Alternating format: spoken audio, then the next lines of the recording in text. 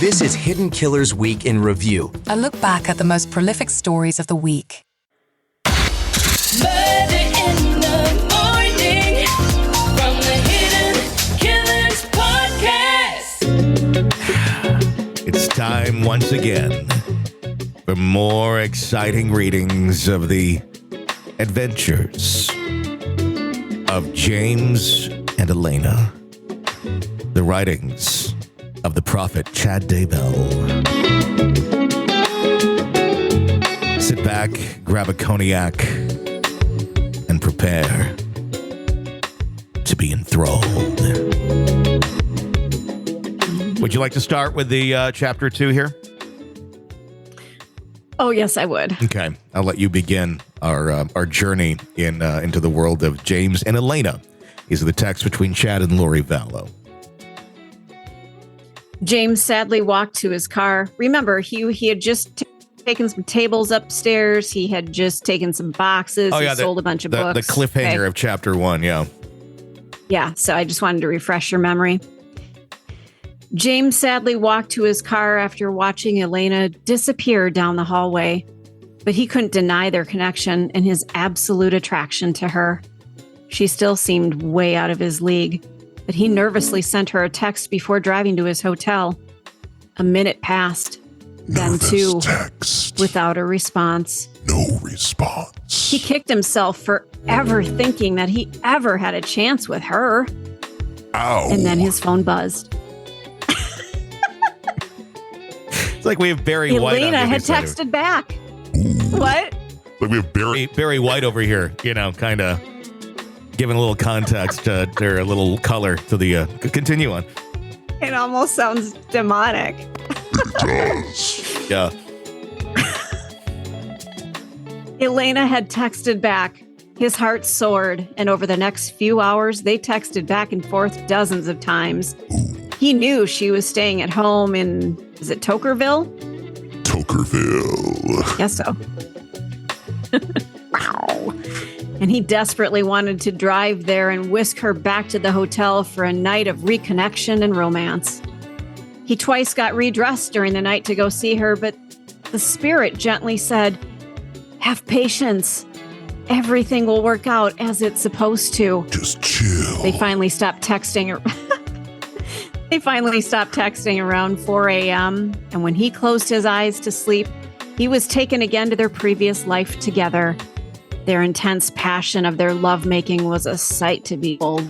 Ooh, He knew it would be difficult, but he could be patient if it meant he could experience that type of love just once in his life.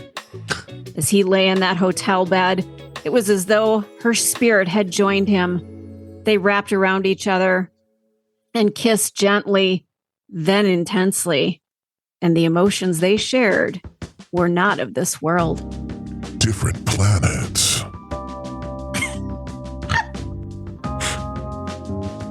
Want to see if I can make this not quite as, here we go. Let's do this. Yeah, take it more down a satanic. notch. Here we go. How about that? This is a little bit better. This is not as satanic sounding. Okay, here we go. Well, they are satanic. They are, but we'll make it a little less. Okay, so they got the hotel bed. Yeah. Okay. James woke up in the hotel room feeling happier than he had in his entire life. It felt like he and Elena had fit together perfectly in every way. He rolled over to kiss her, but then reality struck.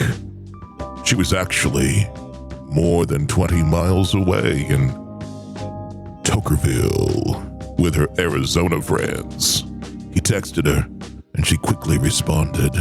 He deeply regretted not going to be with her right the night before.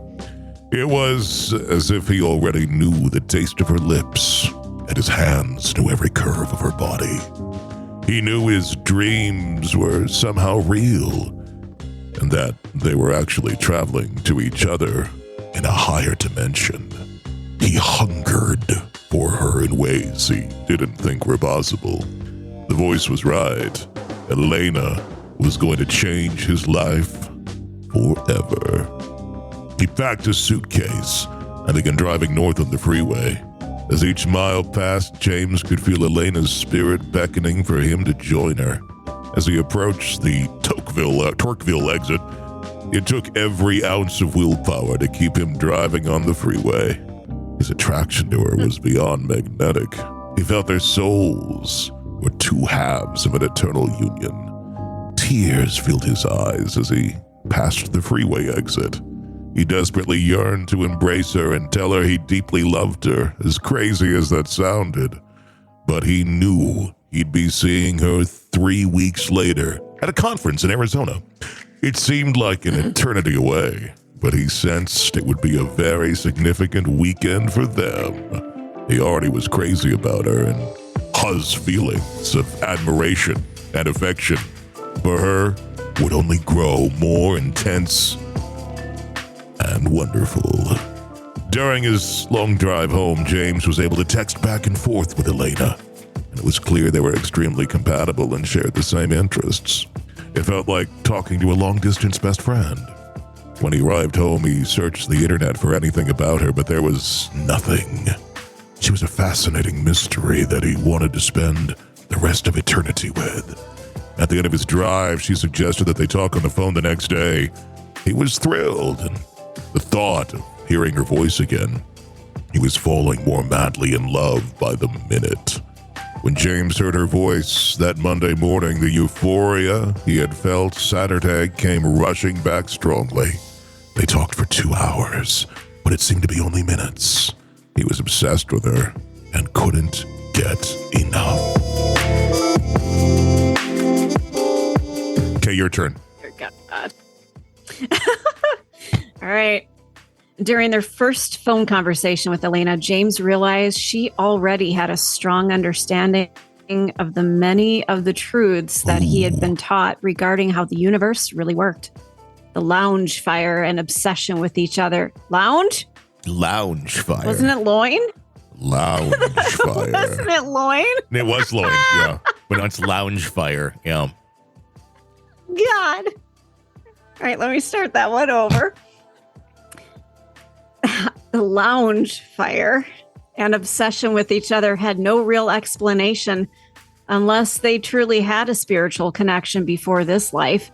He was able to help clarify many of the promptings and impressions that she had felt in recent years. She knew she had lived on Earth before, and James was able to clarify when. They had been married before on this Earth and other times on a previous Earth. Ooh. Their love truly spanned the universe in eons of time.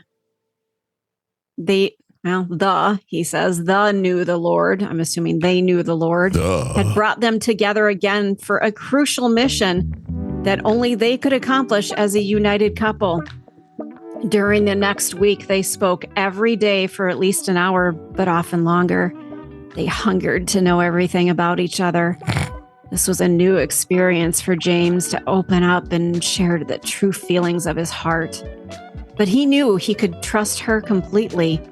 The bond between them was intense, and only the vast distance between them kept their passion for each other from roaring into a blazing inferno. Inferno, baby. She quickly became his best friend, or better said, two best friends had reunited, and their prior love was now ignited again. Wonderful, heavenly way. As November began, James and Elena had talked on the phone every day since last seeing each other. He was extremely impressed with her intelligence, personality, and subtle humor that made him laugh more than he had in his lifetime. Which lifetime, dude? Be more specific. She was a complete delight to talk to, and the highlight of his day was when he could hear her magical voice. It was so familiar to him, and it actually healed and soothed his heart and soul. Heart and soul. You want me to continue? Please. Okay. They would both attend the same event in mid-November, and it seemed like that day would never arrive. Each day they opened their hearts to each other like a little more. James knew he could trust her with the mysteries of the universe that had been revealed to him. He knew they had been married before, but they had been close friends with the Savior when he lived in Jerusalem. James had served in an important position in the Lord's church. He was their accountant and worked in the back. Oh, no, that's not part of it. And Elena had been his beloved spouse and best friend. That relationship was now meant to continue in this lifetime. In Jerusalem, James and Elena had enjoyed tremendous intimacy. Their physical desire for each other was unmatched, and they were fortunate that they could be alone morning, noon, and night, and they seized every chance to passionately express their love to each other. They simply could not get enough, even after many years of marriage. Everyone knew they were crazy about each other, and they were a wonderful example of how spouses should cleave together in love and unity. James had visions of how they would happily and joyfully pleasure each other in this office. They had two favorite positions that particularly bonded them together. Nothing meant more to James than holding Elena in his arms and unifying their bodies in perfect synchronization.